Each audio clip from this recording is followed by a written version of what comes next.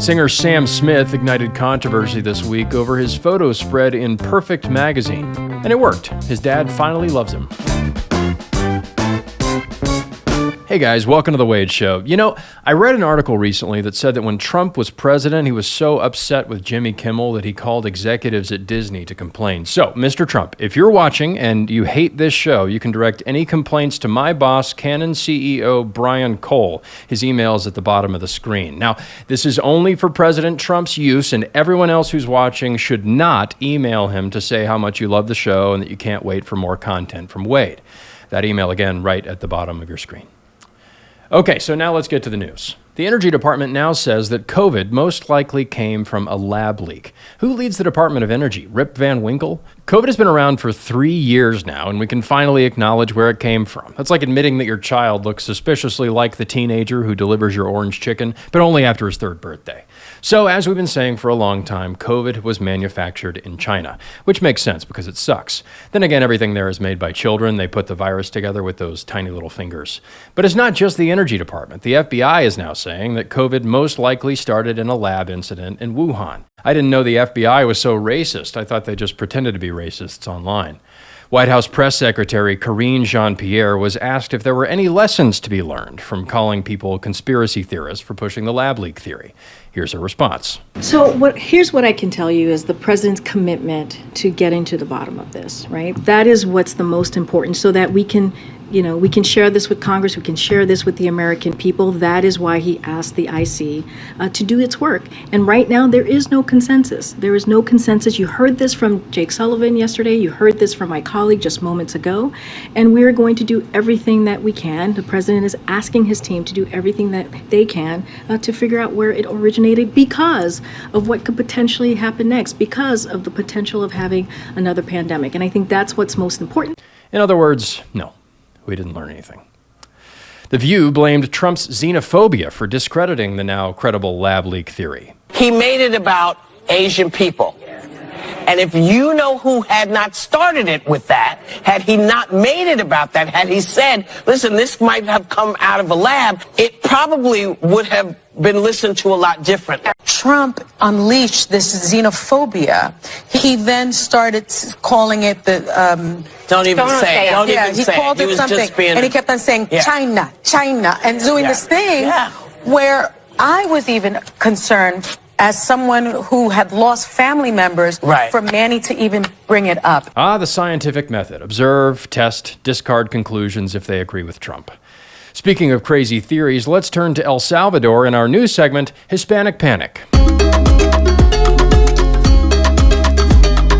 When the current president of El Salvador took office, the country's murder rate was one of the highest in the world. At one point, they were averaging 1 murder per hour. And right-wing El Salvadoran president Nayib Bukele believed this goofy conspiracy theory that all these murderers were working together in what he called gangs and cartels. But recently, the murder rate has plummeted. El Salvador's murder rate went down by 56.8% in 2022 alone. What accounts for this decline? Why is peace breaking out in the streets of El Salvador? They got rid of wealth inequality? They outlawed transphobia? You might be surprised, but no. Last March, El Salvador's president issued a state of emergency to combat these shadowy groups. Come on, 1 out of every 1,000 of your people is getting murdered? Save the state of emergency for real threats like monkeypox. A few months after the state of emergency started, the Washington Post put out an article called "Why El Salvador's Mass Arrests Won't Lower the Murder Rate."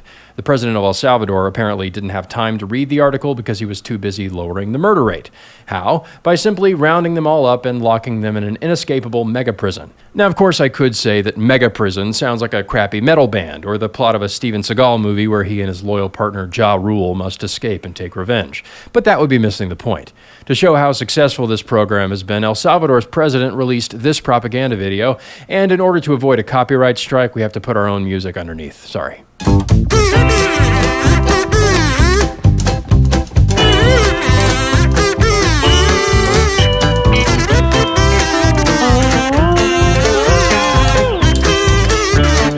That's either the mega prison or the cloning facility where they make Jim Nortons. When they all look the same like that, it's hard to tell the murderers from the serial murderers.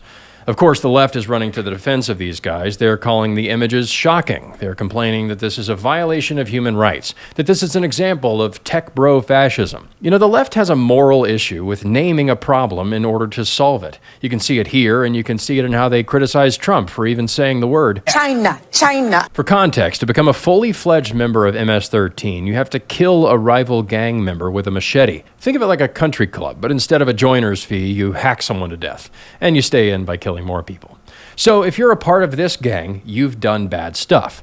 When you've got defined groups who are terrorizing your people by killing one of them per hour, you're in a war, and it's nice when the enemy has conveniently tattooed themselves. Now, there are a lot of people who know better than I do whether this is the ideal scenario. I don't know if these guys should get a trial. I don't know if tattoos that you couldn't have gotten unless you hack someone to death with a machete should technically count as a confession. Let me know what you think in the comments, but either way, it seems to be working. The country is going on 300 days without a single homicide. El Salvador's children aren't afraid to play outside anymore, and the guy who made this happen has a 90% approval rating. But I understand the left's point. These guys probably do wish they lived in America. If they did, we would have built a statue of them by now. The only way they'd get that kind of treatment here is if they sat in our important chairs. But I say it's pretty impressive work done by the president of El Salvador. And not to be outdone, the president of Mexico took a picture of an elf. Here's the picture.